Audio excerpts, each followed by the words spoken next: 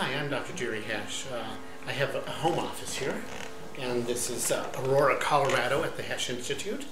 And I have a client of mine, Donna, who flew from Washington to come see me after seeing 20 different hands-on practitioners and not getting satisfactory treatment for what she perceived as a very rigid pelvis and rigid lower lumbar spine and low back and sacroiliac joint pain.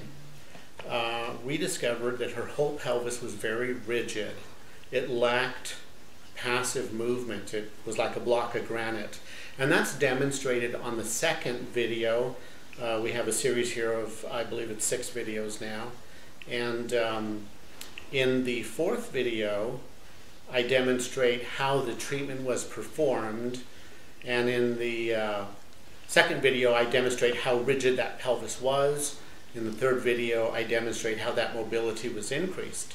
But I thought it would be very helpful for her to tell us how the rigid pelvis influenced her function and how she has responded over the last 3 days, actually responding to the first treatment because we only treated it once. And this is a pattern I discovered in which it's a rare pattern. It requires a fall onto the sit bones in which the sacroiliac apparently gap a little bit and the trunk flexes forward and drives weight through the sacrum, and the sacrum gets wedged posteriorly, and because of the shape of the joint, it wedges the sacroiliac joint, and all shock absorbing motion, or at least that motion that we can measure with passive spring tests, is lost.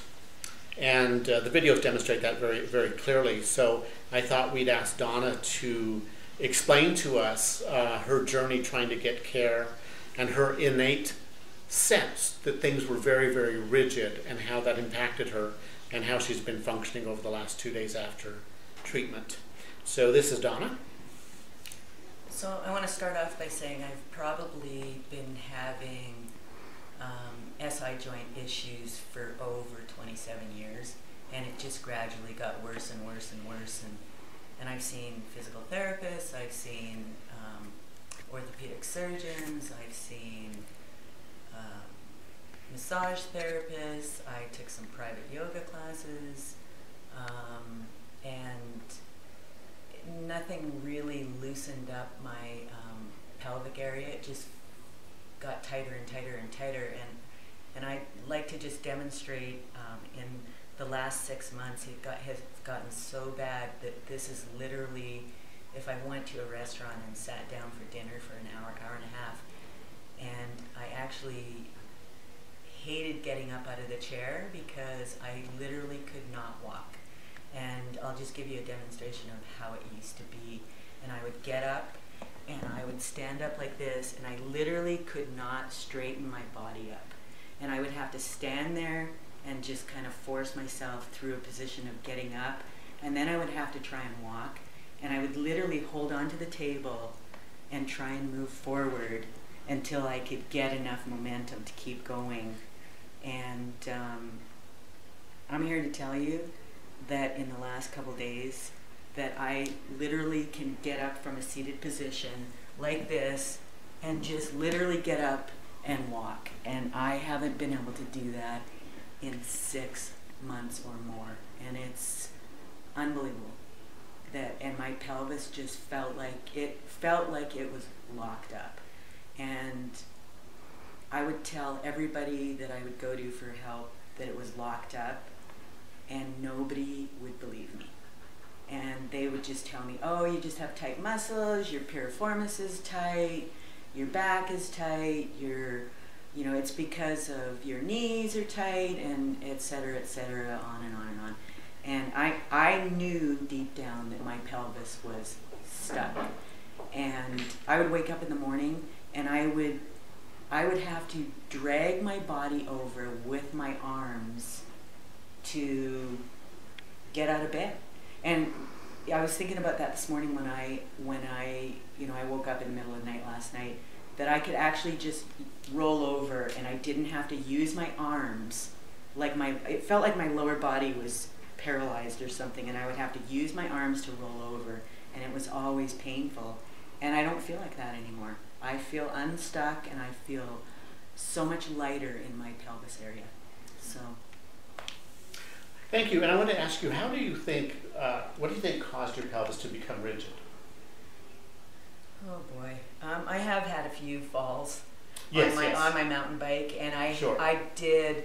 I do remember actually landing on my tailbone because I remember, you know, over the years, and I've had a lot of bike crashes, and you know, just and I actually had another crash actually in November where I was on my mountain bike and I was stupidly riding on ice, and I went down really hard on the pavement. Yeah. But I don't think that, I think that one, you know, had an effect also. But last year I had a couple of bad crashes where I actually landed straight on my tailbone. Yes, yeah. Yeah, that makes sense. And so I didn't realize until you were telling me a couple of days ago that may be, you know, the cause of it, Yeah. You know, what was interesting is we did treat your whole body. And for $10 worth of modification to your insoles, we helped your foot that had a chronic supinatory pattern, probably secondary to your right knee. You know, and so that was a very inexpensive. No need to fabricate $400 orthotics for it. When a little tiny piece of a little wedge would work. We of course treated your knees and treated your hips, and then also treated the shoulder girdle.